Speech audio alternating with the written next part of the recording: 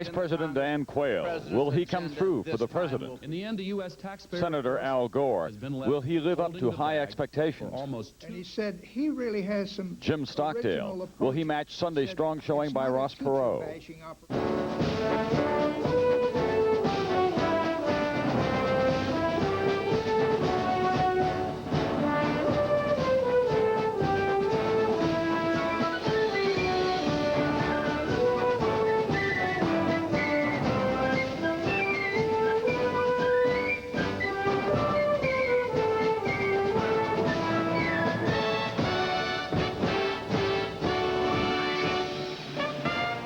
From Atlanta, NBC News, Decision 92, the vice presidential debate. Here is Tom Brokaw.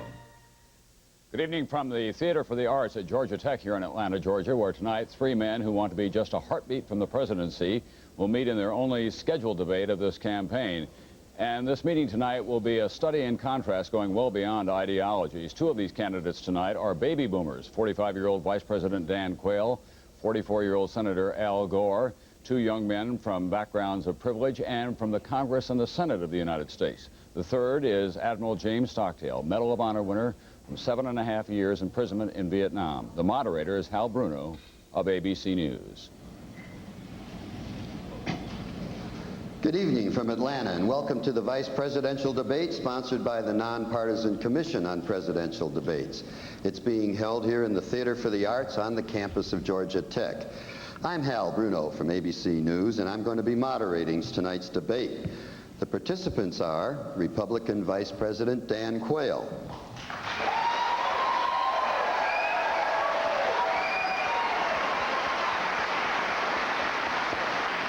Democratic Senator Al Gore,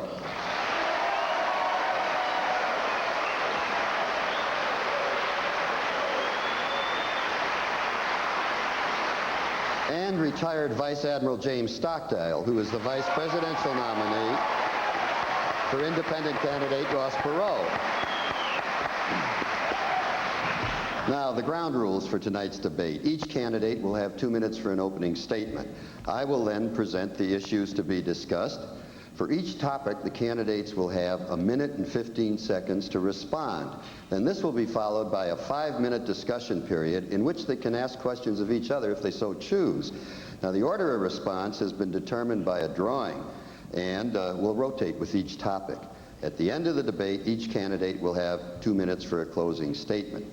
Our radio and TV audience should know that the candidates were given an equal allocation of auditorium seats for their supporters. So I'd like to ask the audience here in the theater to please refrain from applause or any partisan demonstration once the debate is underway, because it takes time away from the candidates. So with that plea from your moderator, let's get started. And we'll turn first to Senator Gore for his opening statement. Good evening. It's great to be here in Atlanta for this debate, where America will be showcased to the world when the 1996 Olympics are put on right here. It's appropriate because, in a real sense, our discussion this evening will be about what kind of nation we want to be 4 years from now. It's also a pleasure to be with my 2 opponents this evening. Admiral Stockdale, may I say it's a special honor to share this stage with you. Those of us who served in Vietnam looked at you as a national hero even before you were awarded the Congressional Medal of Honor. And Mr. Vice President, Dan, if I may, it was 16 years ago that you and I went to the Congress on the very first day together. I'll make you a deal this evening. If you don't try to compare George Bush to Harry Truman, I won't compare you to Jack Kennedy. You remember the last time someone compared themselves to Jack Kennedy? You remember what they said? Harry Truman, it's worth remembering, assumed the presidency when Franklin Roosevelt died here in Georgia. Only one of many occasions when fate thrust a vice president into the Oval Office in a time of crisis. It's something to think about during the debate this evening. But our real discussion is going to be about change. Bill Clinton and I stand for change because we don't believe our nation can stand 4 more years of what we've had under George Bush and Dan Quayle. When the recession came, they were like a deer caught in the headlights, paralyzed into inaction, blinded to the suffering and pain of bankruptcies and people who are unemployed. We have an environmental crisis, a health insurance crisis, substandard education. It is time for a change. Bill Clinton and I want to get our country moving forward again, put our people back to work, and create a bright future for the United States of America. Thank you. Okay. The next statement will be from Vice President Quayle. Well, thank you, Senator Gore, for reminding me about my performance in the 1988 vice presidential debate. This is 1992. Bill Clinton is running against President George Bush. There are two things that I'm going to stress during this debate. One, Bill Clinton's economic plan and his agenda will make matters much, much worse. He will raise your taxes, he will increase spending, he will make government bigger, jobs will be lost. Second, Bill Clinton does not have the strength nor the character to be President of the United States. Let us look at the agendas. President Bush wants to hold the line on taxes. Bill Clinton wants to raise taxes. President Bush is for a balanced budget amendment. Bill Clinton is opposed to it. We want to reform the legal system because it's too costly. Bill Clinton wants the status quo.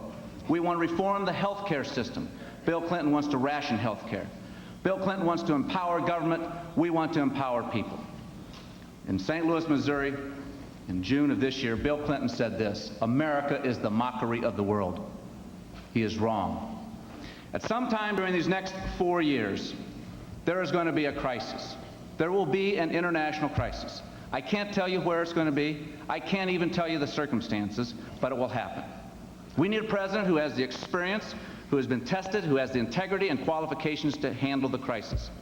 The president has been tested. The president has the integrity and the character. The choice is yours. You need to have a president you can trust. Can you really trust Bill Clinton? Admiral Stockdale, your opening statement, please, sir. Who am I? Why am I here?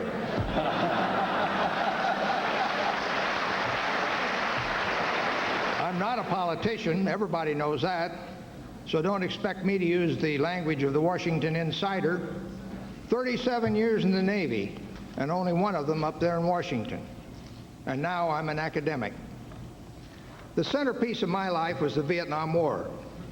I was there the day it started. I led the first bombing raid against North Vietnam. I was there the day it ended, and I was there for everything in between. 10 years in Vietnam, aerial combat, and torture. I know things about the Vietnam War better than anybody in the world. I know some things about the Vietnam War better than anybody in the world. And I know how governments, how American governments can be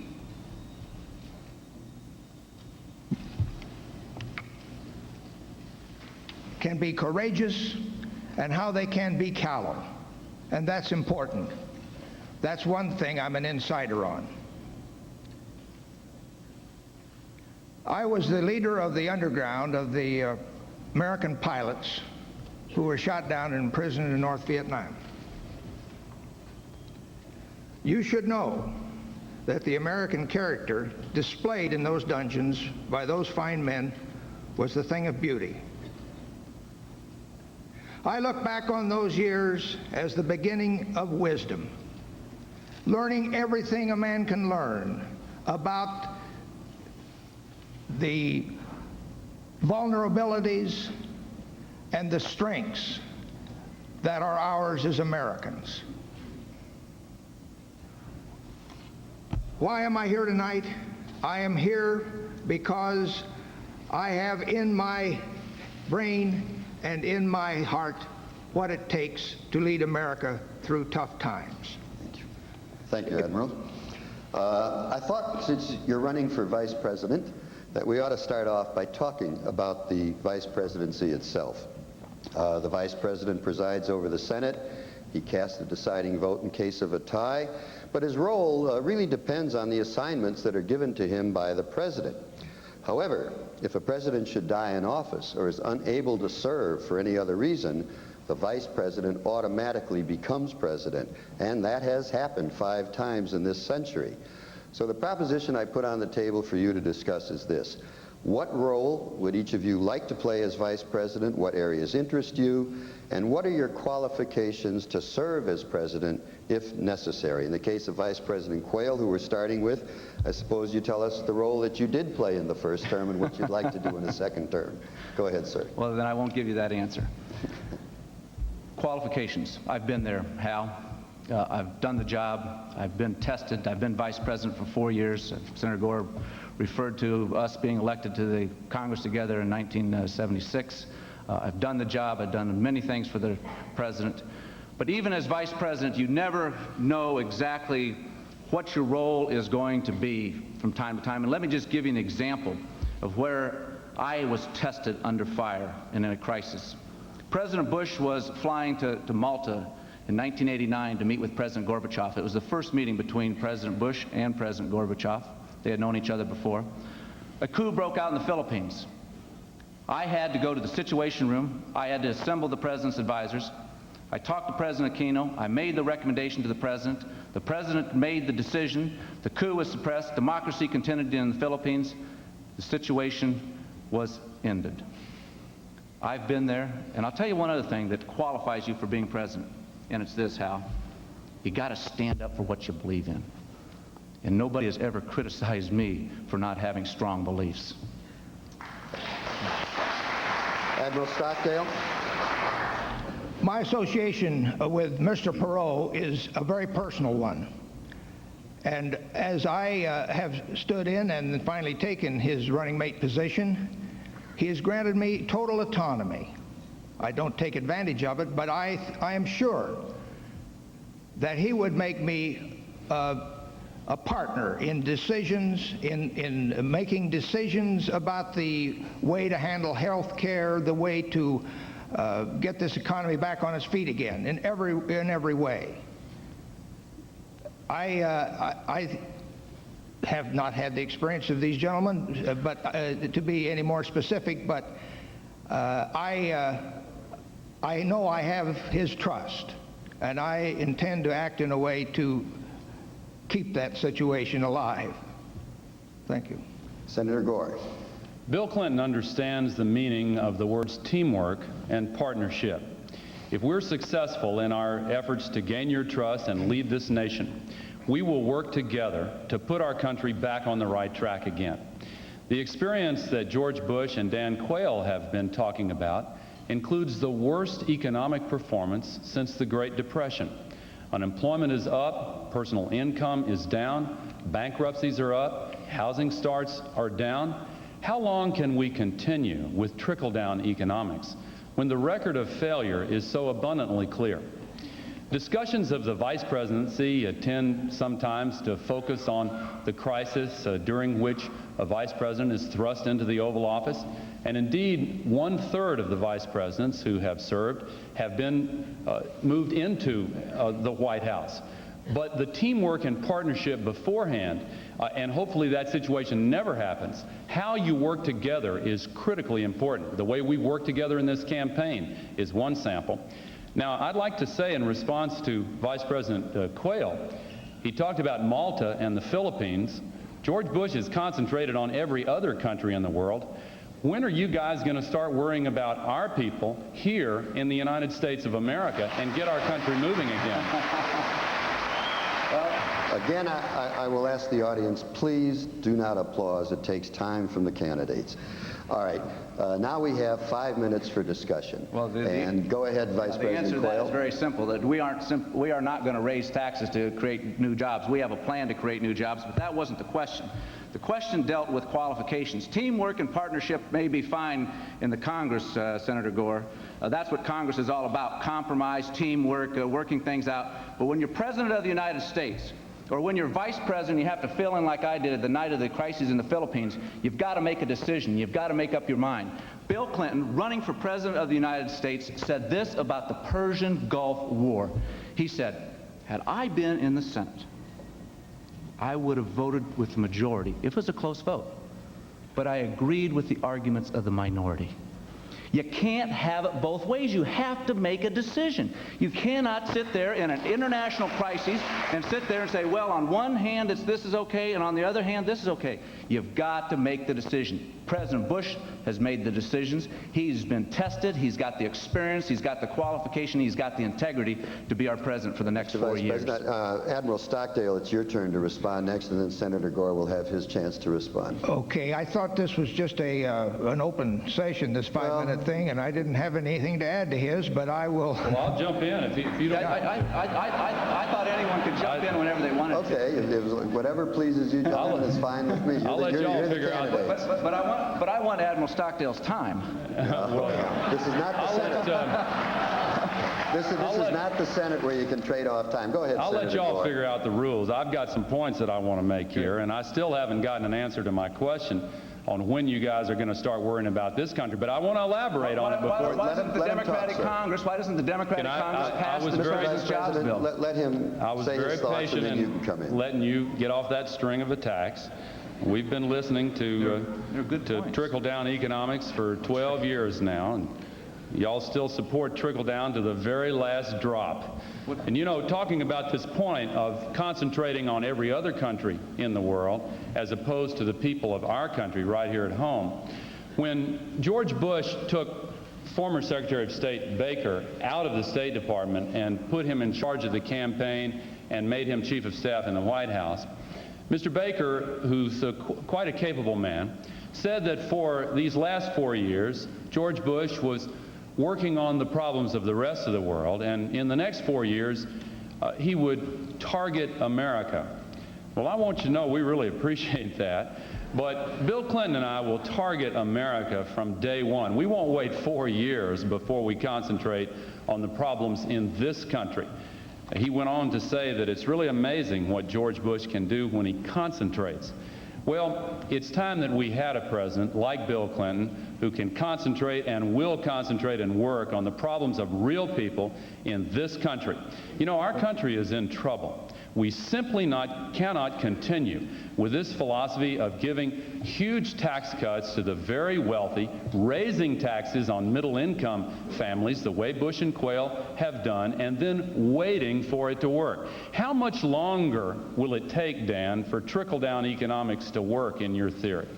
Well, we're going to have plenty of time to talk about trickle-down government, which you're for. Well, I'd like to hear the answer. But the question is, which you have failed to address, and that is, why is Bill Clinton qualified to be President of the United States? You've talked about Jim Baker. You've talked about trickle-down economics. You've talked about the worst economy in 50 years. You haven't told us one reason why Bill Clinton is qualified to be President of the United States. I'll be happy to. I want to go back and make a point. Well, you've asked me a question. If you want to answer my question, I will answer yours. I've made a statement. I have not asked a question. I've made a statement that you have not told us why Bill Clinton is qualified to be President of the United States. I pointed out what he said about the Persian Gulf War. But let me repeat it for you. Here's what he said, Senator. You know full well what he said. You want me to answer your question? I'm making a statement, then you can answer it. All right. Can we give Admiral Stockdale a chance to come in here, please? And again, audience. Here's what he said. If the vote, I mean, this is the Persian Gulf War, the most important event in his political lifetime. And here's what Bill Clinton says. If it was a close vote, I'd vote with the majority. Right. Let's give Admiral Stockdale a chance to come in. That qualifies you for being President of the United States. I hope America is listening very closely to this debate tonight. And I think America is seeing right now the reason this nation is in gridlock.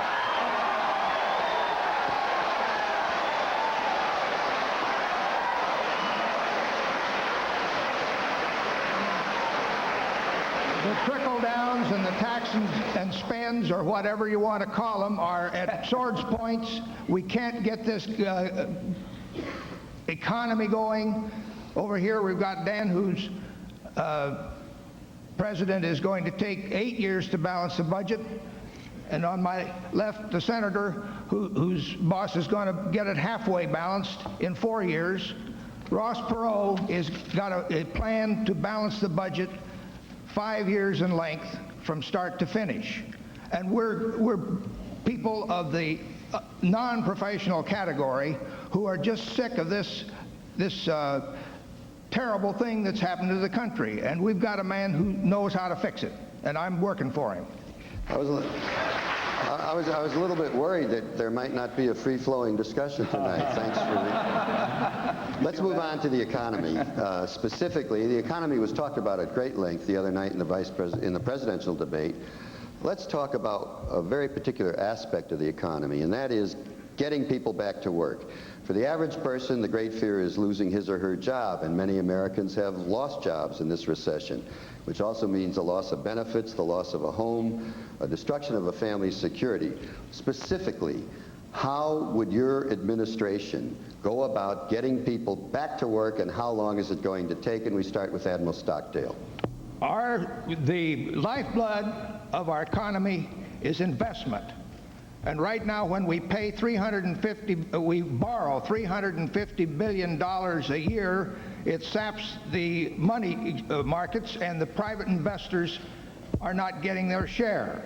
What we do is work on that budget by an aggressive program, not a painful program, so that we can start borrowing less money and getting more investment money on the street through entrepreneurs who can build factories, who will hire people, and maybe we'll start manufacturing goods here in this country again. That's my answer. Okay, Senator Gore. Bill Clinton's top priority is putting America back to work. Bill Clinton and I will create good, high-wage jobs for our people, the same way he has done in his state. Bill Clinton has created high-wage manufacturing jobs at 10 times the national average. And in fact, according to the statistics coming from the Bush-Quayle Labor Department, for the last 2 years in a row, Bill Clinton's state has been #1 among all 50 in the creation of jobs in the private sector. By contrast, in the nation as a whole, during the last 4 years, it is the first time since the presidency of Herbert Hoover that we have gone for a 4-year period with fewer jobs at the end of that 4-year period than we had at the beginning. And look at manufacturing. We have lost 1.4 million jobs in manufacturing under George Bush and Dan Quayle. They have even, we learned 2 weeks ago, taken our tax dollars and subsidized the moving of U.S. factories to foreign countries. Now, don't deny it, because 60 Minutes and Nightline and the nation's newspapers have investigated this very carefully. When are you going to stop using our tax dollars to shut down American factories and move them to foreign countries and throw Americans out of work? Vice President Quayle. Senator, don't always believe what you see on television. Let me tell you, the media have been wrong before.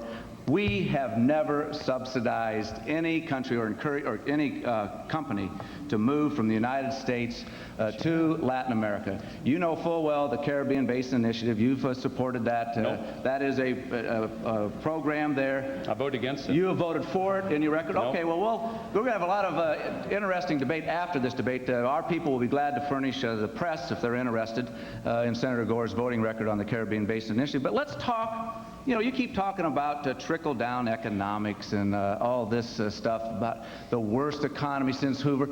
It is a bad economy. It's a tough economy. The question isn't it's not who you're going to blame. What are you going to do about it?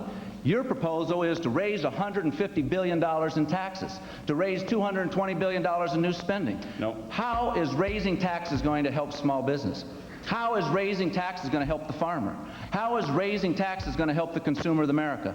I submit to you that raising taxes will make matters much, much worse. Okay, Admiral, we now throw it open for discussion. Admiral Stockdale, it's your turn to start the discussion. Well, we've got to clean out the barn, if I may quote my boss, and start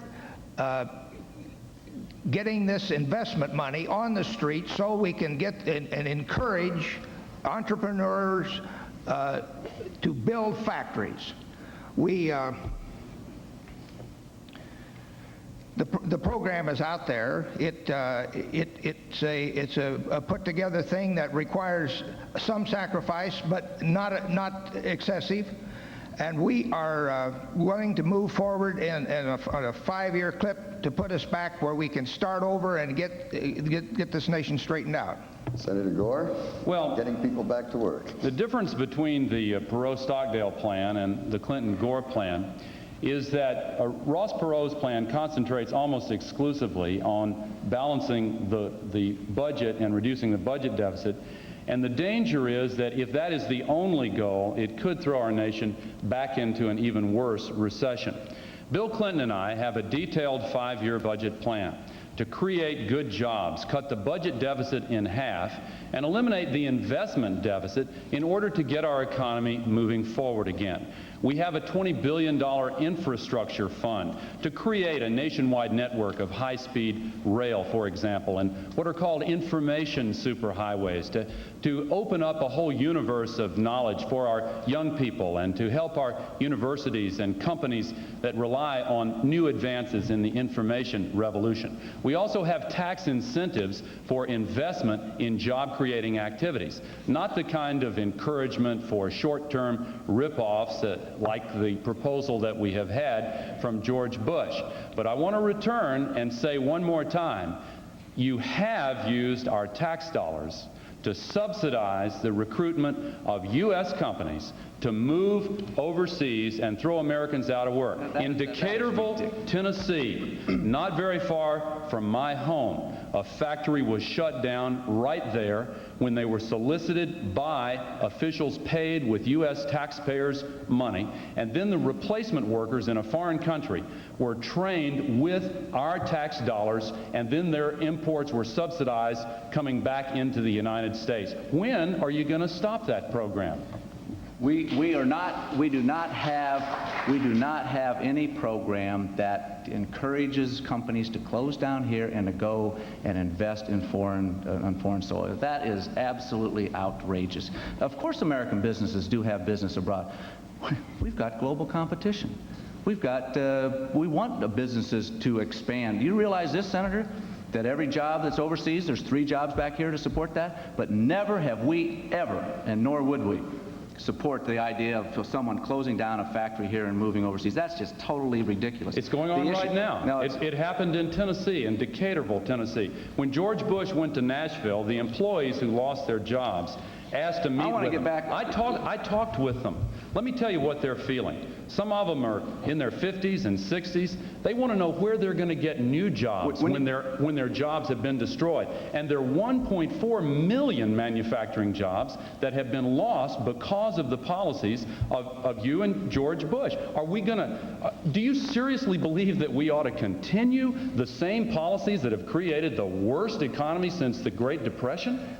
I hope that when you talk to those people, you said, and the first thing that Bill Clinton and I are going to do is raise $150 billion in new taxes. You've got that wrong, too. And the first, that is part of your plan, $150 billion in new taxes? Well, you're going to disavow your plan. Listen, what we're proposing... You know what you're doing? You know what you're doing? You're pulling a Clinton. And you know what a Clinton is?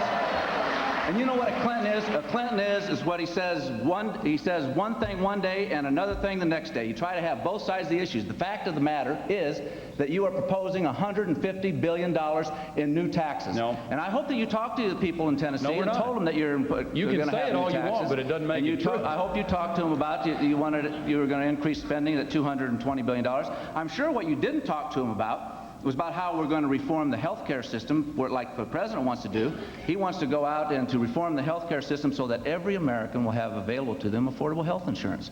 I'm sure one other thing that you didn't talk to him about, Senator, and that is legal reform. Because your position on legal reform is the status quo. And yet you talk about foreign competition. Why should an American company have to spend 15 to 20 times on product liability insurance costs compared to a company in Japan or a company in Germany or somewhere else? That's not right. We have product liability reform legislation on Capitol Hill that will create jobs, and the Democratic Congress won't pass it. Okay. I think it's time to move on to our next topic. All 3 of you gentlemen have some expertise in defense and the armed forces. Vice President Quayle and Senator Gore both served on the Senate Armed Services Committee. Admiral Stockdale, of course, has a very distinguished military career. With the end of the Cold War, everyone agrees that there's going to be major cuts that are already started in the defense budget. But this country has a long history of neglecting its military needs in peacetime. than paying for it with heavy casualties when we're caught unprepared. How much of a defense cut is safe? What happens to the people who are forced to leave the military services, or if they lose their jobs because they're working in defense industries? I think we start with Senator Gore this time. Bill Clinton and I support a strong national defense. He and I have both fought for change within the Democratic Party as well as within the country. In the aftermath of the Cold War, the definition of strong national defense has obviously changed somewhat. For example, George Bush wants to maintain at least 150,000 American soldiers in Europe, even though World War II ended 50 years ago. Bill Clinton and I agree with so many military experts who believe that it is time for the Europeans, who are so much wealthier now and more powerful than they were at the end of World War II, to start picking up a little more of that tab themselves and not rely so exclusively on the United States taxpayers for the defense of Europe. We believe that we can make savings in our defense budget and at the same time improve our national security.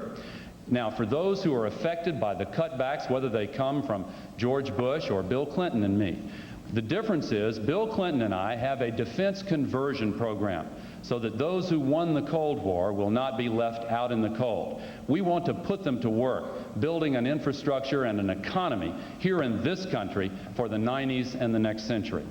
Vice President Quayle. We won the Cold War because we invested in national security. We won the Cold War because we invested in our military. We didn't win we won the Cold War because America had the political will and made the right decisions. Yes, we can make the cuts in defense, and we have. Bill Clinton wants to cut defense another $60 billion. I say to the defense workers in California and elsewhere, $60 billion defense cut is going to cut a lot of jobs out. Yes, we are making a conversion, and we can go to a civil space rather than having a defense or the defense industry. But let me say this: we would not have won the Cold War if we had listened to Senator Gore and his crowd and had supported a nuclear freeze. If you would have supported that attitude, we would not have won the Cold War. We won the Cold War because we invested and we went forward. Okay. Admiral Stockdale, yes, please. thank you. The numbers in terms of the dollar cuts as they stand on our plans now show us almost the same as the Vice President's. But we note that Governor Clinton's plan is almost twice as much a cut as either one of us. I've been through the end of World War II and the surprise beginning of Korea to see how it cost us more money because we overcut the defense budget in the first place. I don't say that. So I think that should be eyed with great suspicion. People that are really kicking the props out from under our grand military establishment prematurely. Now there's other differences between the Perot approach and what we see up here on either side of me, and that has to do with we want to focus our interests, economic and military, more to the Pacific. We figure that we are generally going along with any sort of a troop removal from Europe. So that's still another face of this puzzle. Okay, Senator Gore, would you like to start the discussion period on this topic? topic? I'd like to respond first to you, Admiral Stockdale. Under the details of our 5-year budget plan, we do propose more in defense cuts than George Bush and Dan Quayle, but only 5% more. Admiral Crow, who I think was one of your classmates in Annapolis, has endorsed the military portions of our plan, even though he was the chairman of the Joint Chiefs under George Bush. And John White has endorsed the economic aspects of our plan, even though I believe he was the architect of Ross Perot's economic plan. Now, when I heard George Bush say at the convention in Houston that when he heard the phrase, "we won the Cold War," it made him wonder who the "we" was. Well, I want to tell you, President Bush, the "we" is the people of the United States of America. This wasn't a partisan victory that came suddenly a few months after you took the oath of office. This started with Harry Truman, and it was a bipartisan effort from the very beginning. George Bush taking credit for the Berlin Wall coming down is like the rooster taking credit for the sunrise. Now, and I want to add one other thing, because in the debate a few nights ago, I think President Bush made a very serious misstatement of fact in response to Ross Perot. It was a kind of a little lecture he gave to Ross Perot when he said, "Those SS-18s are gone, Ross. That's done." He reached a deal with Boris Yeltsin to completely remove them so we can all sleep safely without any fear tonight. But you know what? They thought they were going to get that deal. But when he took the person in charge of the negotiations out of the State Department and put him in charge of the re-election campaign, the deal unraveled, and now there is no START II deal at all. In fact, there are serious problems. Isn't it a fact, Dan, that every single one of those SS-18s is still there in the silos, and under the START I treaty, only half of the silos are supposed to be dismantled, and there is no deal to get rid of the other half? Didn't the President make a mistake there? Vice President Quayle, The President please. does have a commitment from Boris Yeltsin to eliminate the SS-18s. That is a commitment. Is it an agreement? It is a commitment, and we're going to. Well, let's talk about. Well, he said it's done. Let him talk, Senator. Just lighten up here, Al. Go ahead. Let's talk about getting agreements. You know, the President of the United States doesn't just negotiate with your friends in Congress. The President of the United States deals on the international scene. He's got to deal with the President of Russia. He's got to deal with the Chancellor of Germany, Prime Minister of Britain, President of France, Prime Minister of Japan. He's got to deal with a whole host of leaders around the world. And the leaders sit down and they will negotiate, and they will come to agreements with people that they trust. And this is a fundamental problem with Bill Clinton, is trust and character. It is not the issue of how he avoided military service 20-some years ago. It's the fact. It's the fact that he does not tell the truth about it. He first said he didn't get an induction notice, then we find out that he did. He said he didn't have an ROTC slot, then we find out he did. He said he didn't use Senator Fulbright's office for special influence, then we find out that he did. These are inconsistencies. Bill Clinton has trouble telling the truth, and he will have a very difficult time dealing with somebody like President Yeltsin or Chancellor Kohl or Prime Minister Major or President Mitterrand, because truth and integrity are prerequisites to being President of the United States. I want to respond to that.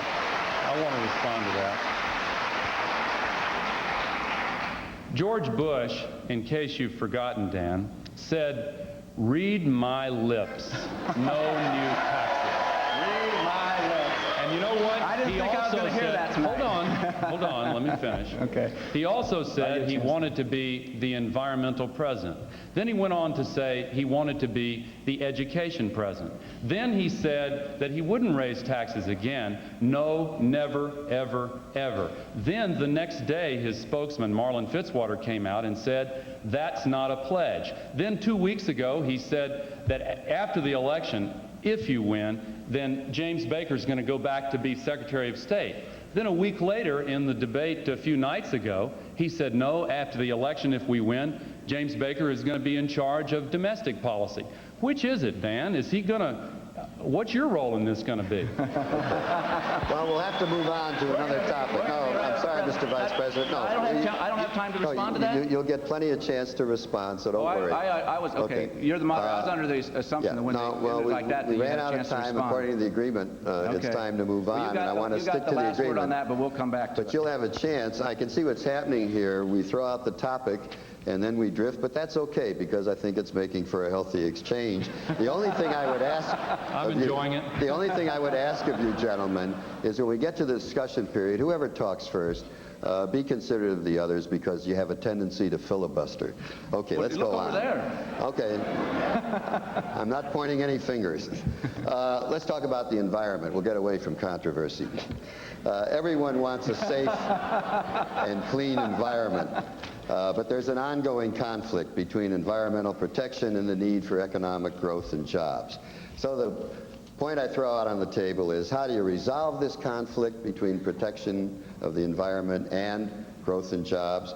And why has it taken so long to deal with basic problems such as toxic waste dumps, clean air, and clean water? And Vice President Quayle, it's your turn to start first. Hell, that's a false choice. You don't have to have a choice between the environment and jobs. You can have both. Look at the President's record. Clean air legislation passed the Democratic Congress because of the leadership of George Bush. It is the most comprehensive Clean Air Act in our history. We are firmly behind preserving our environment, and we have a good record with which to stand. The question comes about, what is going to be their position when it comes to the environment? I say it's a false choice. You ought to ask somebody in Michigan, a UAW worker in Michigan, if they're thinking increasing the CAFE standards, the fuel economy standards to 45 miles a gallon is a good idea. 300,000 people out of work. You ought to talk to the timber people in the Northwest, where they say that, well, we can only save the oil, forget about jobs.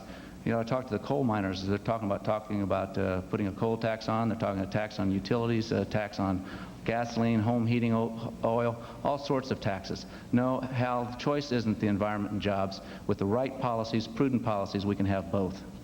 Admiral Stockdale.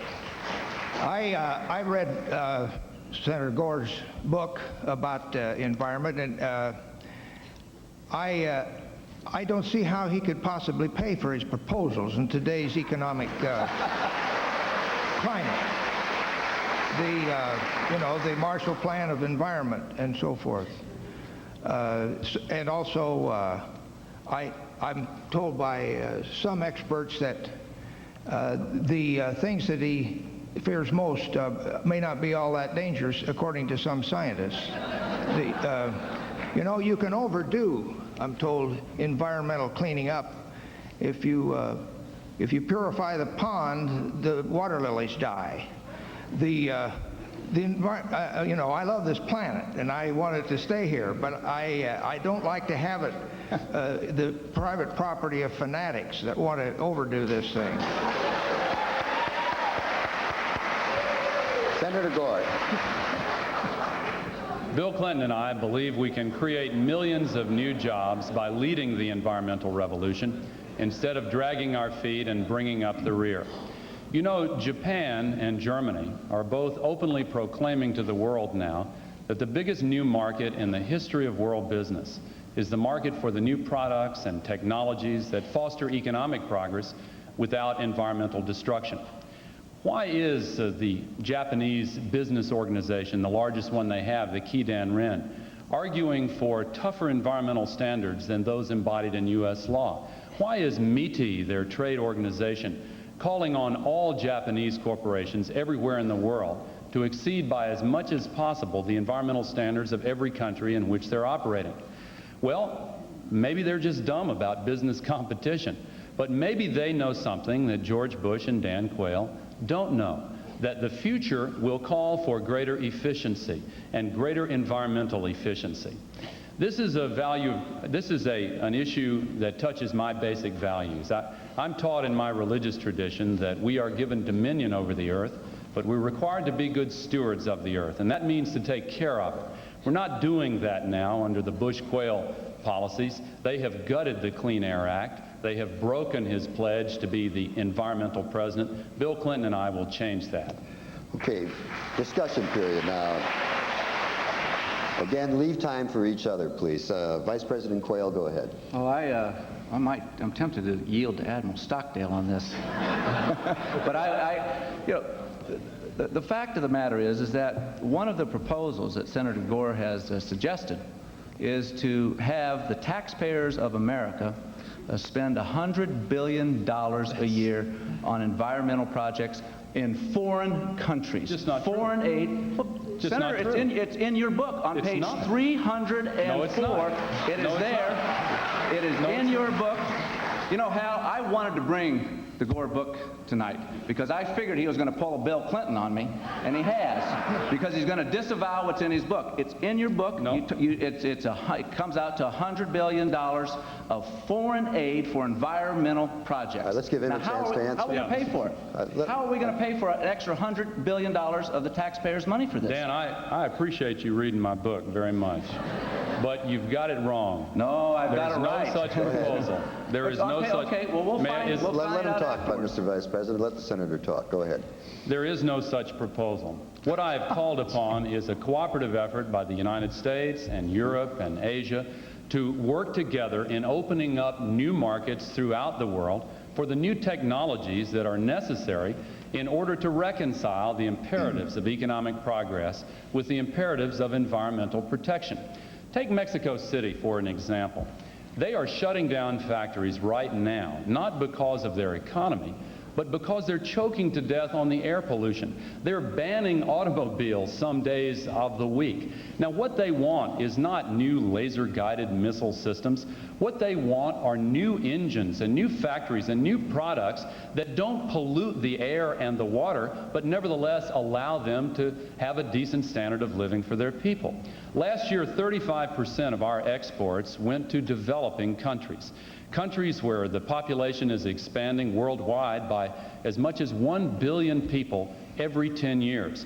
We cannot stick our heads in the sand and pretend that we don't face a global environmental crisis. Nor should we assume that it's going to cost jobs. Quite the contrary.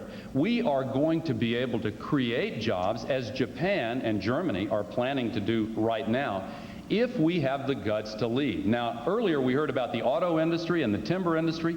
There have been 250,000 jobs lost in the automobile industry during the Reagan-Bush-Quayle years. There have been tens of thousands of jobs lost in the timber industry. What they like to do is to point the finger of blame with one hand and hand out pink slips with the other hand. They've done a poor job both with the economy and the environment. It's time for a change. Admiral Stockdale, did you have something you wanted to say here? I know that I read where Senator Gore's mentor had disagreed with some of the scientific data that is in his book. How do you respond to those criticisms of that sort? Do you Deny it. do you take this into account? Let me respond. Thank you, Admiral, for saying that. You're talking about Roger Revelle. His family wrote a lengthy letter saying how terribly he had been misquoted and had his remarks taken completely out of context just before he died. He believed up until the day he died. No, it's true. He died last year. Please. And just before he died, he co-authored an article which had statements taken completely out of context. In fact, the vast majority of the world scientists, and they have worked on this extensively, believe that we must have an effort to face up to the problems we face with the environment. And if we just stick our heads in the sand and pretend that it's not real, we're not doing ourselves a favor. Even worse than that, we're telling our children and all future generations that we weren't willing to face up to this obligation. I believe that we have a mandate to try to solve this problem, particularly when we can do it while we create jobs in the process. Go ahead, Mr. Vice President. There's still time. Yep. Not much, though. I know it. We got to have a little equal time here now, Hal. In the book, you also suggest taxes on gasoline, taxes on utilities, taxes on carbon, taxes on timber. There's a whole host of taxes, and I don't believe raising taxes is the way to solve our environmental problems.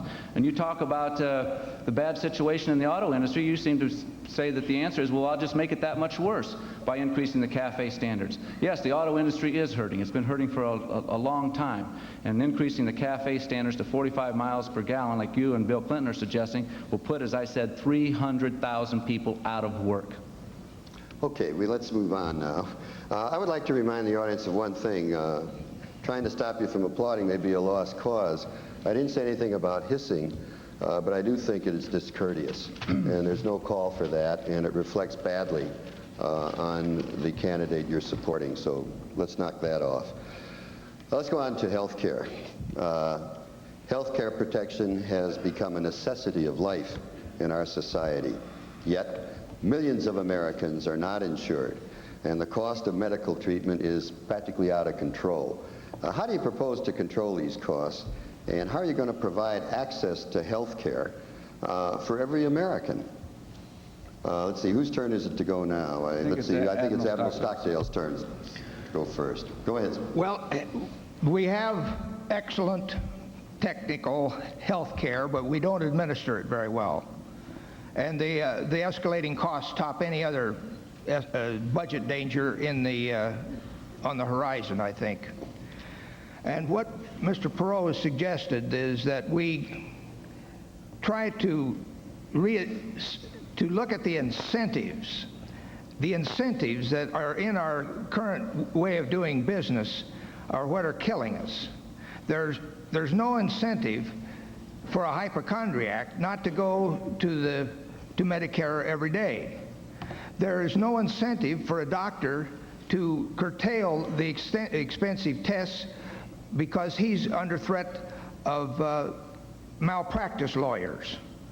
And so we just have a web of wrong way incentives that has to be changed by some people who are in the medical profession and some other crafty people who know how to write contracts to change incentives or get the incentives situation under control.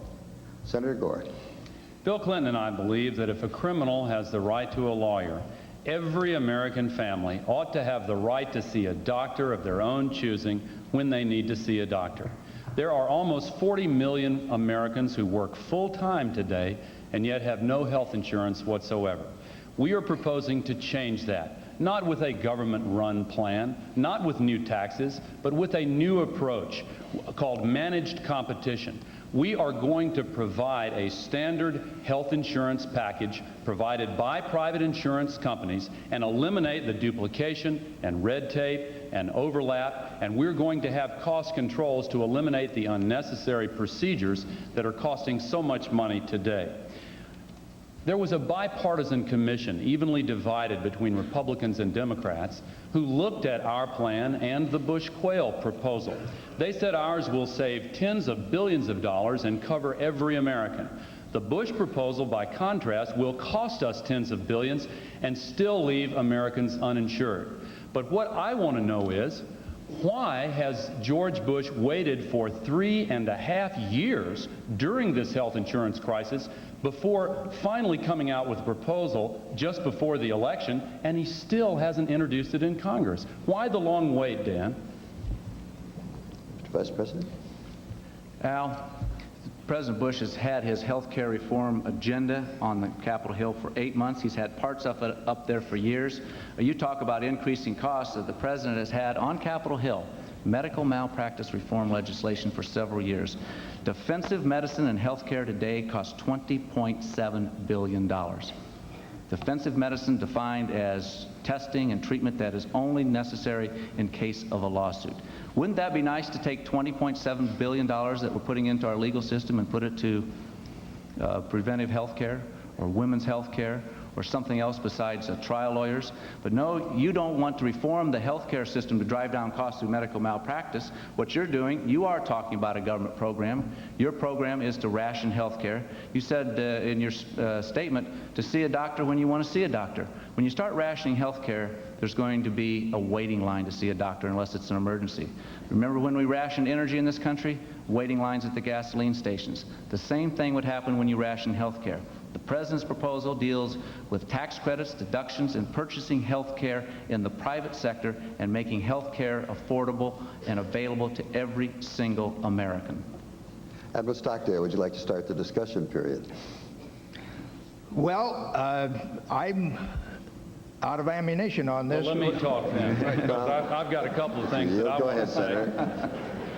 We still didn't get an answer to the question of why George Bush waited for 3.5 years Didn't wait for during the 3.5 years. national I did answer health the question. insurance crisis before he even made a proposal, and it still hasn't been submitted to Congress in the form of legislation. I also want to respond to the question about malpractice. Do you know which state has the lowest malpractice premiums in the entire country?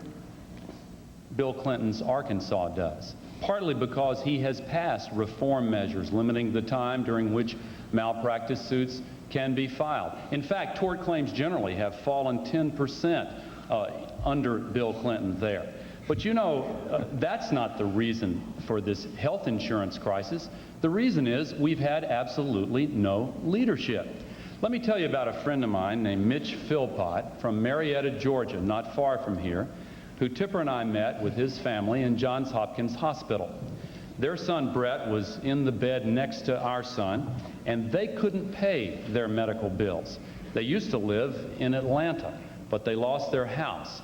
And while they were there, both Mitch and his wife lost their jobs because they could not get unpaid leave. We passed legislation to give family leave under circumstances like that, exempting small business. How can you talk about family values, Dan, and twice veto the Family Medical Leave Act? Vice President?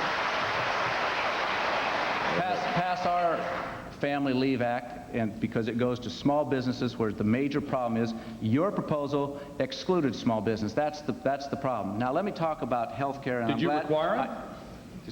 Did you require it? My turn. Did you require family Lighten leave? up, Al. My turn. It's a free discussion. Take a breath, Al. Inhale. It's a free discussion. Did you require family leave in that legislation, yes or no? We offered incentives to small businesses. Yes or no? Were small business exempted under your proposal? Yes. Yes, and that's where the biggest problem is. Did you require it of anyone? I'm going to get back to the topic Did you again require it of because he anyone? obviously doesn't want to talk about health insurance or health care, which you addressed. I was absolutely, I shouldn't say that. Another Clinton. You pulled another Clinton on me because here you go again. Medical malpractice legislation has been before the Congress of the United States, and you try to convince the American people that Bill Clinton is for tort reform. The biggest campaign contributors to your campaign are the trial lawyers of America. We have a letter, and we're going to release it again to the media if the media is interested, where the head of the trial lawyers of Arkansas said that Bill Clinton was basically in their back pocket, that Bill Clinton has always opposed tort reform of any kind. It's in the letter. We have it. We'll make it available because Bill Clinton is not for tort reform. I'd like to know where Bill Clinton stands on health insurance. When he's campaigning in New Hampshire, he says, I am for the pay-or-play health insurance. Pay or play, that's a 7 to 9% payroll tax on every worker in America that participates in this program. Can I respond? And then all of a sudden, this summer, he says, oh, I'm not for a pay or play. Here we go again. Bill Clinton, one day he's for pay or play, the next day he's against pay or play. He does it in education. He writes Polly Williams, a Democrat state legislator in Milwaukee, Wisconsin, saying, I'm for choice in education. Then he goes to the NEA Teachers Union and says, sorry, I'm not for choice in education because you won't let me be for choice in education. One time Bill Clinton says, term limits. We ought to limit terms. It's ridiculous that a member of Congress can serve for 30, 40, 50 years and you limit the terms of the president, but that's another subject. We're fixing to limit one. Yeah. We're going to limit.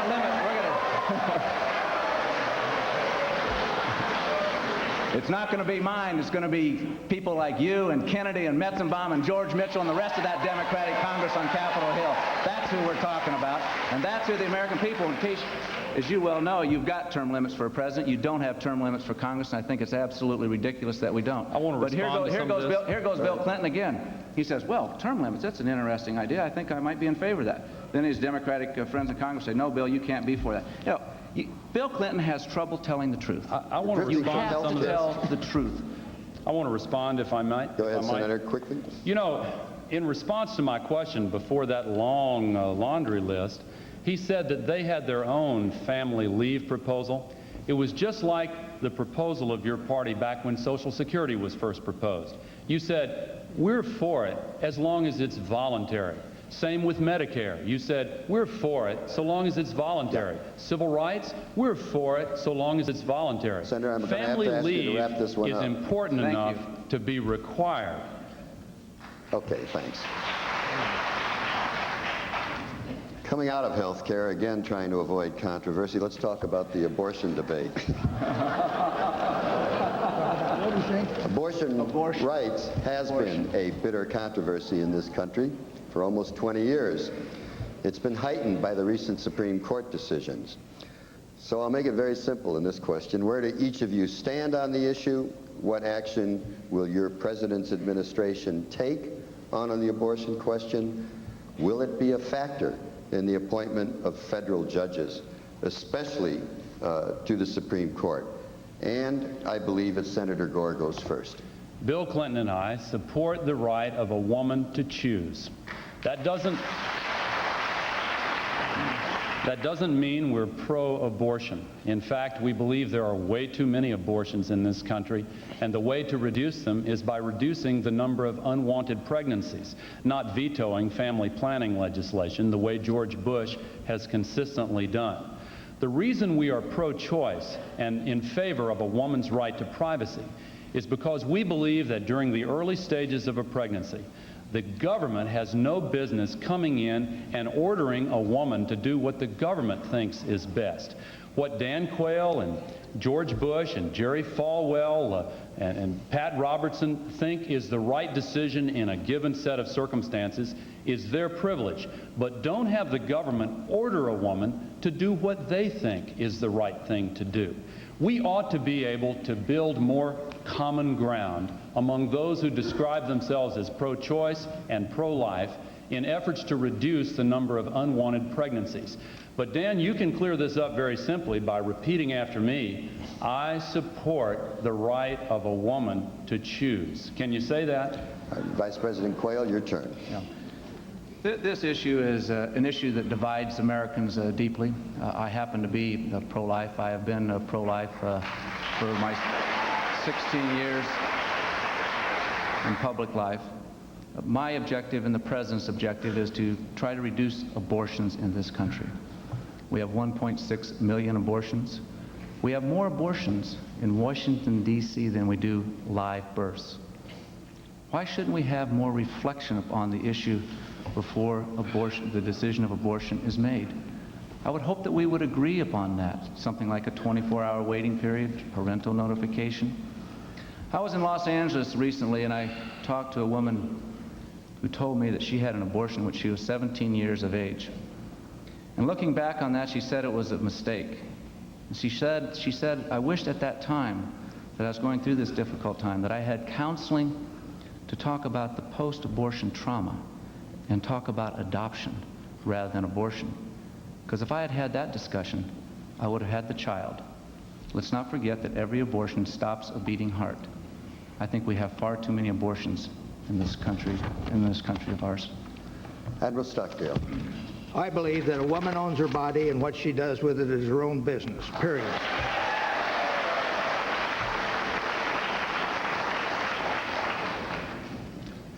Period. That's it.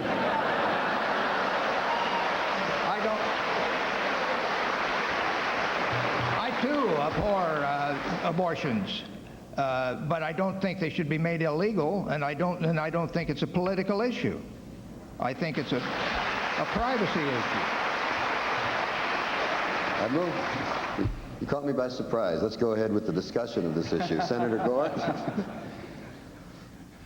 Well, you notice in his response that Dan did not say, I support the right of a woman to choose. That is because he and George Bush have turned over their party to Pat Buchanan and Phyllis Schlafly, who have ordered them to endorse a platform which makes all abortions illegal under any circumstances, regardless of what has led to that decision by a woman. Even in cases of rape and incest, their platform requires that a woman be penalized, that she not be allowed to make a choice if she believes, in consultation with her family, her doctor, and others, whoever she chooses, that she wants to have an abortion after rape or incest. They make it you support a completely 24-hour waiting illegal period? under any of those circumstances. Now they want to Do you waffle support a around 24-hour on it. waiting Let me period? finish just briefly. Now you want to waffle around on it and give the impression that maybe you don't really mean what you say. But again, you can clear it up by simply repeating, I support the right of a woman to choose. Say it. Let him say it himself. Let him say his own words. Go ahead, Mr. Vice Thank you. President. Talk about waffling around. This issue is a very important issue. It has been debated throughout your public life and throughout my public life. And one thing that I don't think that is wise to do, and that is to change your position. At one time, and most of the time in the House of Representatives, you had a pro-life That's position. simply not In true. 1987, you wrote a letter, and we'll pass this out to the Simply media not too. true. You wrote a letter saying that you oppose taxpayer funding of abortion. Bill Clinton has the same type In of a some record. circumstances. No, we're going to qualify it now. And I still do. And Bill Clinton, when he was governor of Arkansas, also worked with the Right to Life people and supported Right to Life positions, and now he has changed. Talk about waffling around. This is the typical type of Clinton response. Even on the issue like abortion, he's on both sides of the issue. Take the NAFTA agreement. Oh, wait a minute. How long did he have to just wait I to know you decide want to about change the NAFTA subject, agreement? Dan, but let's stay on this one for a while. How long did he have to wait, or how quickly did he change his position on education? He changes his position all the time. Let's stay with this issue Bill for a while. Clinton has trouble telling the truth. All right. The three words he fears most. Does anybody have any In the view English about the language, appointment of tell judges the on this? truth. Yeah, I want to talk about this because the question was not about free trade or education. The question was about. You're Let the me one that now brought let up the you issue of talk. waffling. Dan, and he has I'll waffled let on the you abortion talk. issue. Let me talk now. It's going to be a long evening if you're like this now because. No, it's not. Don't change the Gentlemen, let's get subject. on with Don't it. Go change ahead. the subject because what you Would you have answer my what you questions have then? done. Answer my questions. On the 24-hour waiting period, do you support that? I have had Do you the same support that? position on abortion in favor of a woman's right to choose. Do you support a woman's right to Do you choose or support not? a 24-hour You're waiting period to still have reflection? you're Talk still about avoiding the the question. question. Now, wait a minute. Let me tell you why this is so important. There are millions of women in this country who passionately believe in the right of a woman to privacy, and they want to stack the Supreme Court with justices who will take away the right to privacy. Make no mistake about it, that is their agenda, and if you support them, don't be surprised that that is exactly what they want to do, and that is why Dan Quayle refuses to say this evening that he supports the right of a woman to choose. I agree with Admiral Stockdale and the vast majority of Democrats and Republicans in this country. You know, one of the reasons so many Republicans are supporting the Clinton-Gore ticket is because they've turned over the party to this right-wing extremist group which takes positions on issues like abortion that don't even allow exceptions for rape and incest. Again, can't you just say you support the right of a woman to choose? Can we give Admiral Stockdale a chance to jump in here if he wants to or if I he would dares like to? to get in. I feel like I'm an observer at a ping pong game where they're talking about, they're expert professional politicians that massage these intricate plots and know every nuance to them. And meantime, we're facing a desperate situation in our economy. I've seen the cost of living double in my lifetime. A new granddaughter was born in my family, my granddaughter, 3 weeks ago. And according to the statistics that we have, that is the Perot Group, the chances of her seeing a doubling of the standard of living are nil. In fact, her children will be dead before another this standard of living is I'm afraid we doubled. have So to what move the on. heck? Let's get on with talking about something substantive. All right, Mr. Vice President, you'll have a chance to. You'll have a chance in the closing We need to get statements. on. Let's move on to another topic. Just 15 seconds to respond. Well, can I have 15 seconds also? Let's move on, gentlemen. Come on. I'll tell you what. All right, let's not. We're not horse trading. We're having a debate. Let's go on. Let's talk about the cities, because that's where a majority of Americans live, in urban areas, and they're facing a financial and social crisis. They've lost sources of tax revenue. The aid that once came from the federal and state governments has been drastically cut. There's an epidemic of drugs, crime, and violence. Their streets, their schools are like war zones. It's becoming increasingly difficult to pay for public education, for transportation, for police and fire protection, the basic services that local government must provide. Now, everybody talks about enterprise zones. That may be part of the solution, but what else are your administrations really going to be willing to do to help the cities? Vice President Quayle, it's your turn to go first. Well, hell, enterprise zones are important, and it's an idea that the President has been pushing. There's been very strong reluctance with the Democratic Congress.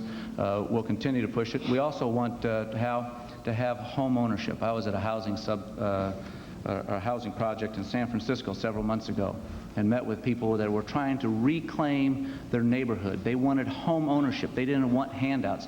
And I was with the Democrat mayor of San Francisco who was there supporting our idea. But when you look at the cities and you see the problems we have, crime, drugs, lack of jobs, I also want to point out one of the fundamental problems that we have in our American cities and throughout America today, and that is the breakdown of the American family.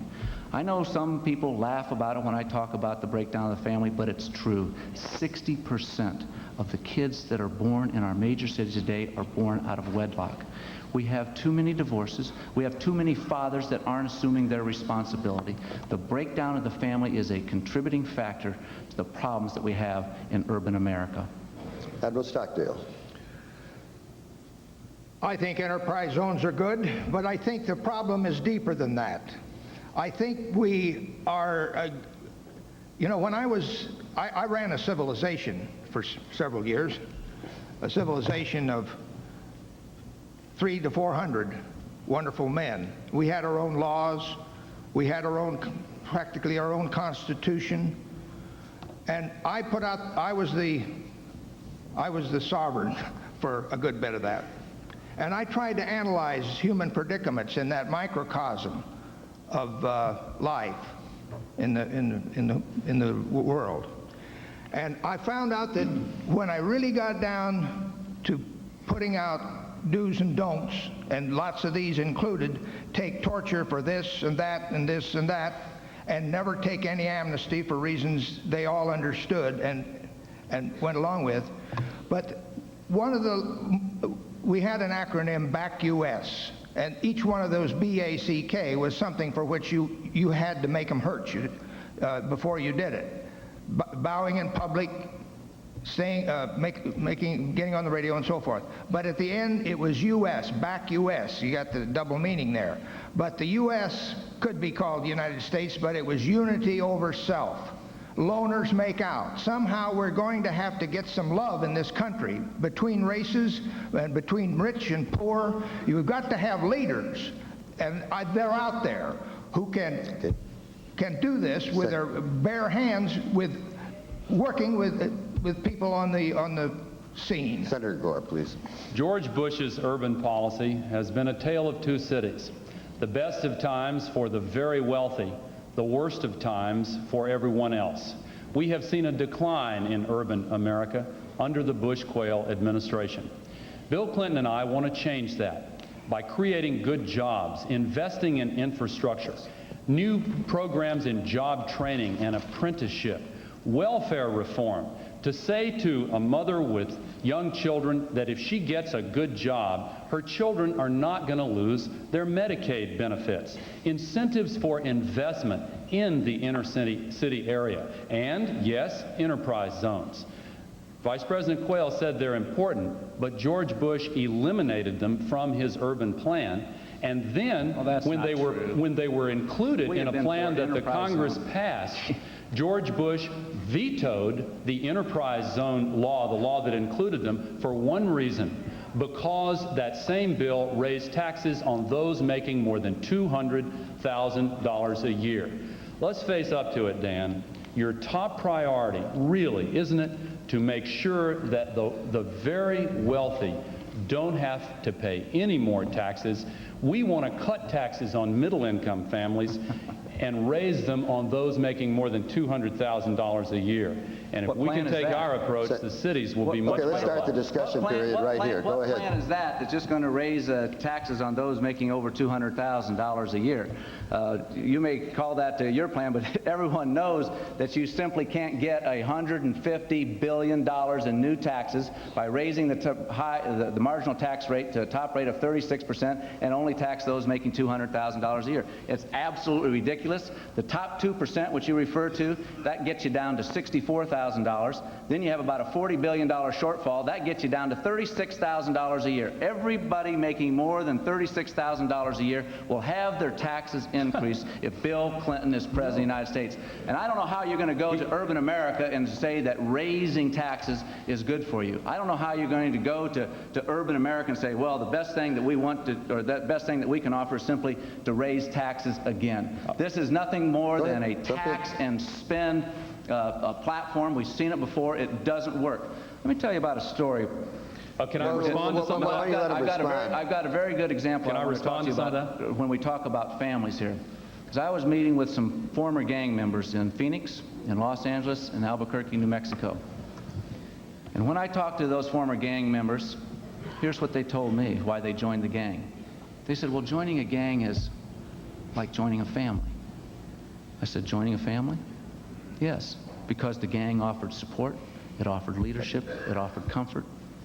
It was a way to get ahead. Where have we come if joining a gang is like being a member of the family? And Senator that's Gore, you why wanted to I think respond? families I do. have to be strengthened, and you don't strengthen the American family by raising taxes. Go ahead. I do want to respond Go to ahead, that. Senator.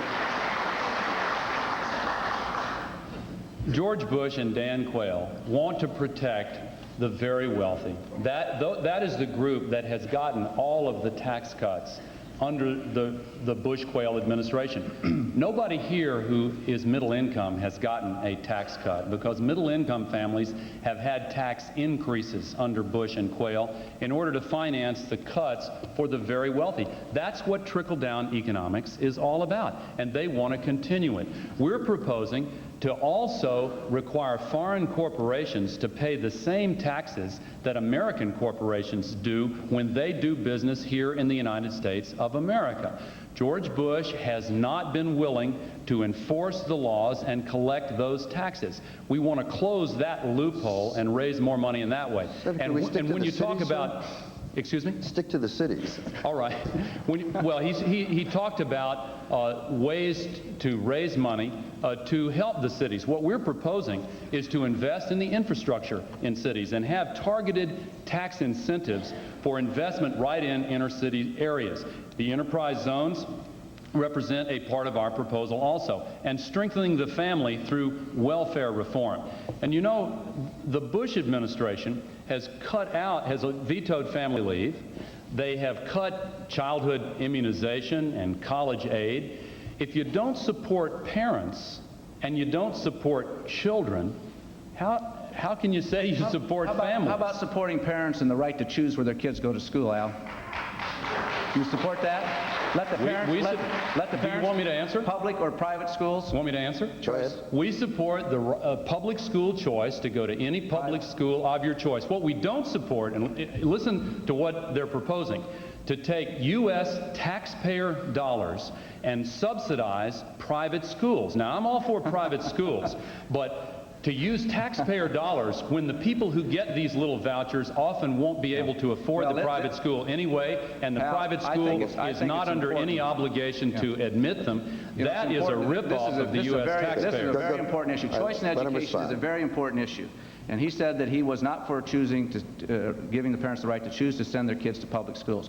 But it's okay for the wealthy to choose to send their kids to private schools, but it's not okay for the middle class and the working poor to choose where they want to send their kids to school. I think that it's time that all parents in America have a right to choose where they send their kids to school to get an education. Admiral Stockdale, would you like to have the last word in this period? I come down on the side of freedom of school choice. And there's a lot of misunderstandings that I've heard here tonight that I may have the answer to. Starting in, for the last almost a decade, we've worried about our schools officially through Washington, and the president had a meeting of all the governors, and then they tried the conventional fixes for schools, that is to increase the certification of requirements for the teachers, to lengthen the school day, to lengthen the school year. Nothing, this is a very brief overview of the thing, but nothing happened. And it's time to change the school structure. In schools, bureaucracy is bad and autonomy is good. The only good schools we have are those run by talented principals and devoted teachers. And they're running their own show. How many times have I thrived? The best thing I had when I ran that civilization, it succeeded, and it's a landmark. The best thing I had going for me was I had no contact with Washington for all those years.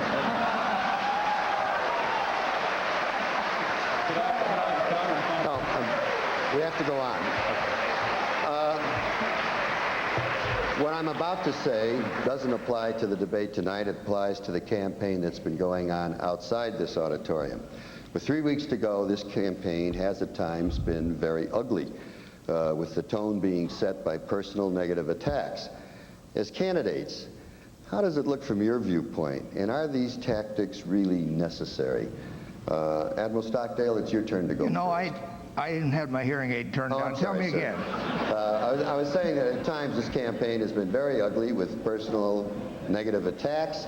As a candidate, how does it look from where you are, and are these tactics really necessary? Nasty attacks. Well, I think there is a case to be made for putting emphasis on character over these issues that we have been batting back and forth and have a life of their own.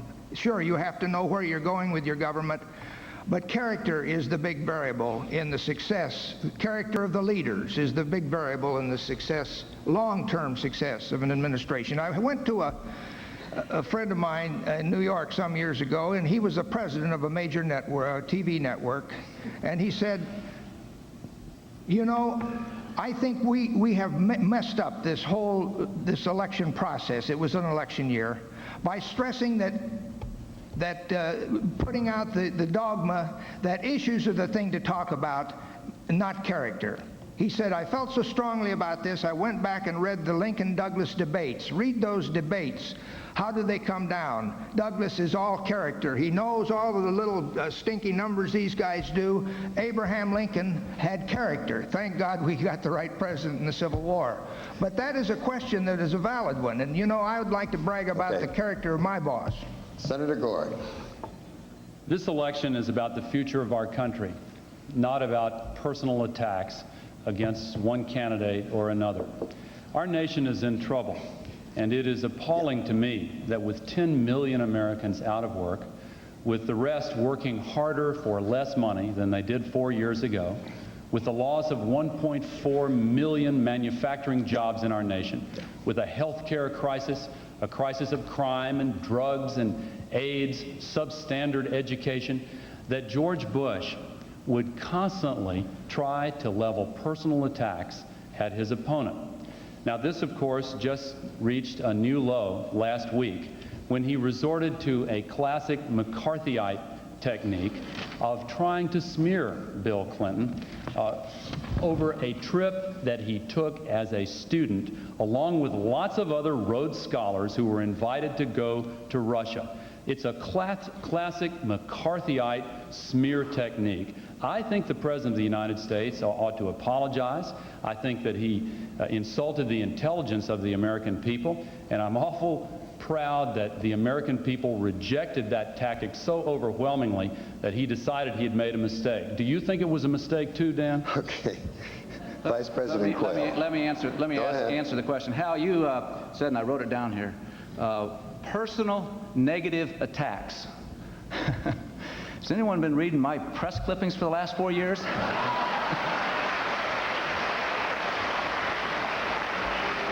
But I agree with one thing with Senator Gore, and that is that we ought to look to the future.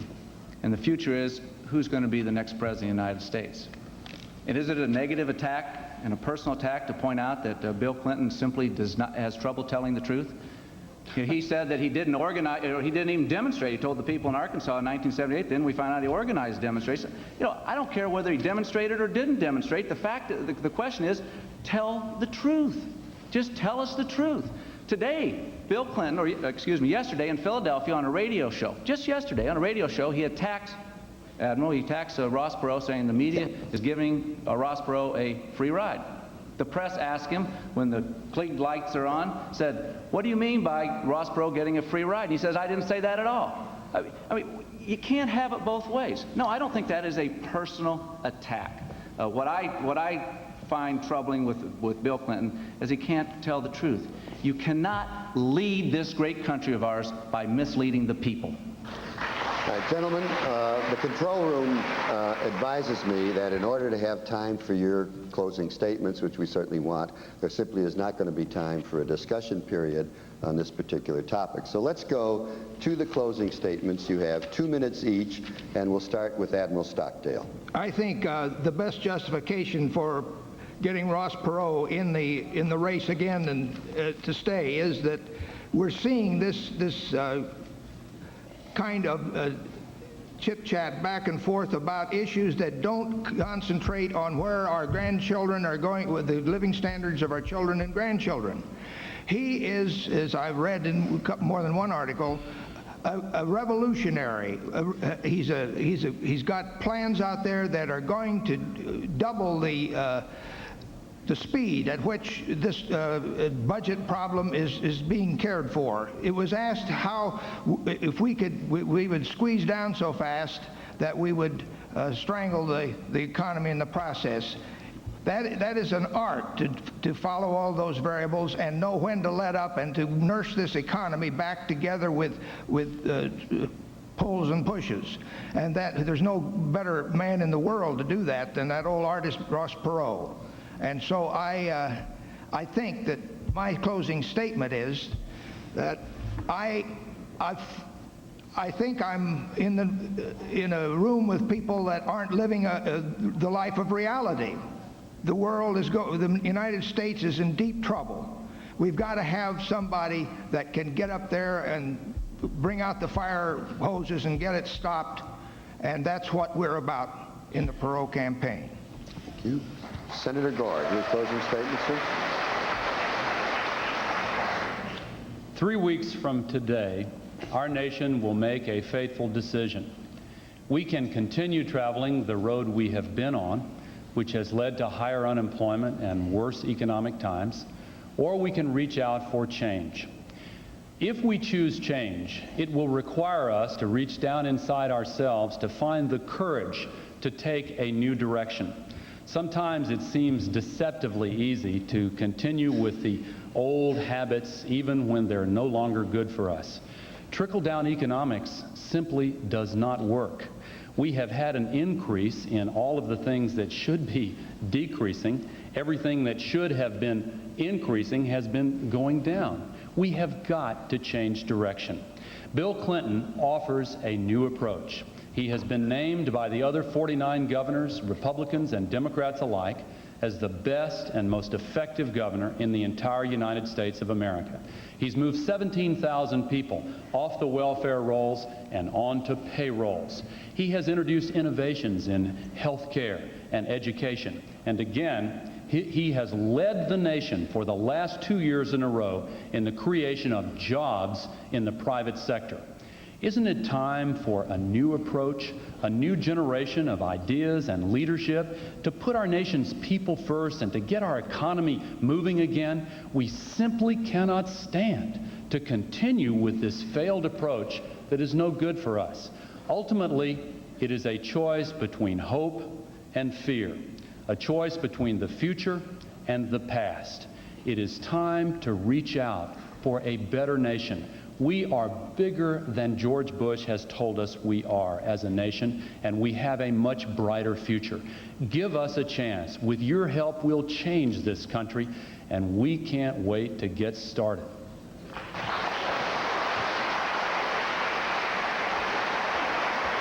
Vice President Quayle.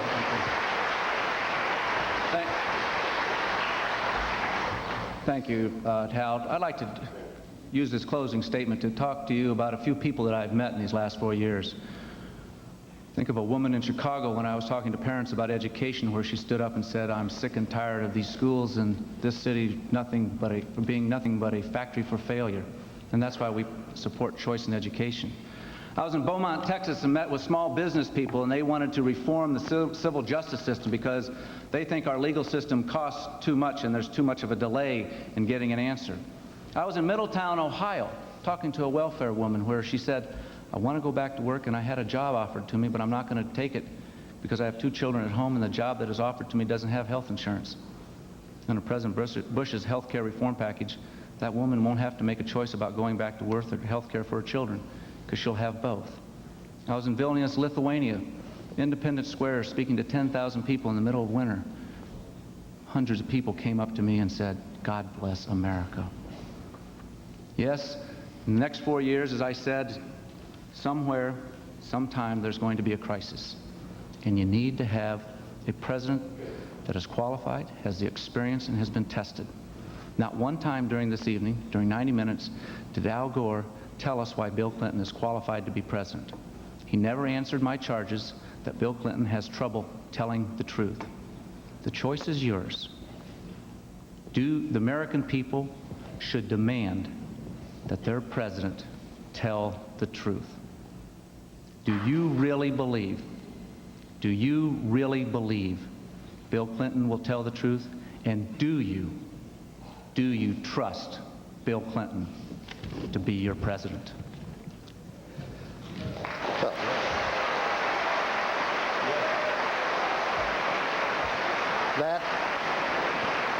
That concludes this vice presidential debate. I'd like to thank Vice President Quayle, Senator Gore, Admiral Stockdale for being participants. The next presidential debate is scheduled for this Thursday at 9 p.m. Eastern Time at the University of Richmond in Richmond, Virginia. To all of our viewers and listeners, thank you and good night. Admiral? I'm Tom Brokaw here at Georgia Tech. If that presidential debate Sunday night in St. Louis was a friendly argument in a men's club, tonight was much more of a street brawl.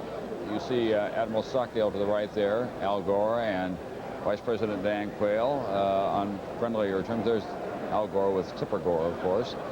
Al Gore went hard after Dan Quayle and the Bush administration on the issue of the economy, saying directly, what are you going to do about it? And then, what are you going to do in the next administration, Mr. Quayle? Talking about the expanded role of James Baker. He was particularly strong on the jobs abroad issue. Dan Quayle closed as he began, raising questions about Bill Clinton's ability to tell the truth. He repeatedly raised questions about Clinton's judgment, and he came again and again to the whole theme of the Clinton-Gore ticket raising taxes. As for Admiral Stockdale, it was a little unfair for him tonight. He's not a politician after all, and he was plainly physically uncomfortable. He had to move around up there. He was tortured during 7.5 years as a prisoner of war in Vietnam, but he did have some eloquent moments when he defended the right of a woman to control her own body, and when he said at one point, "This is why we think we have to break the gridlock in Washington, D.C."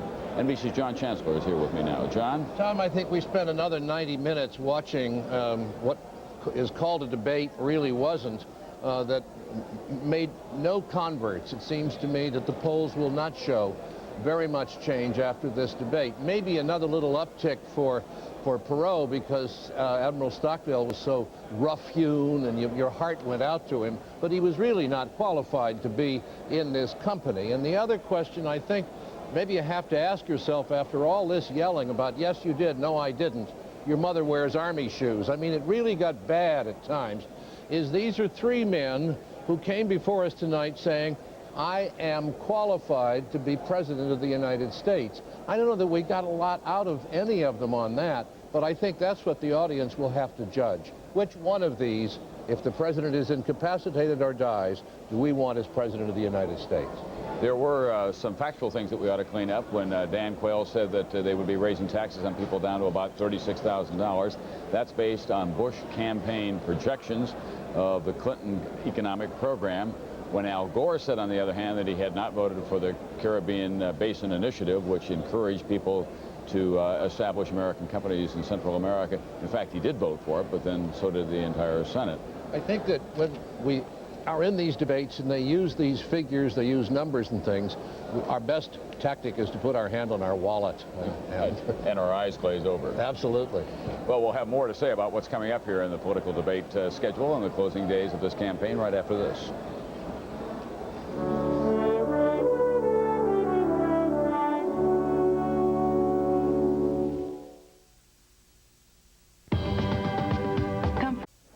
There's now a fixed tradition, of course, with these debates, vice presidential or presidential, and that is that there's a room just off the main auditorium that is called the Spin Room.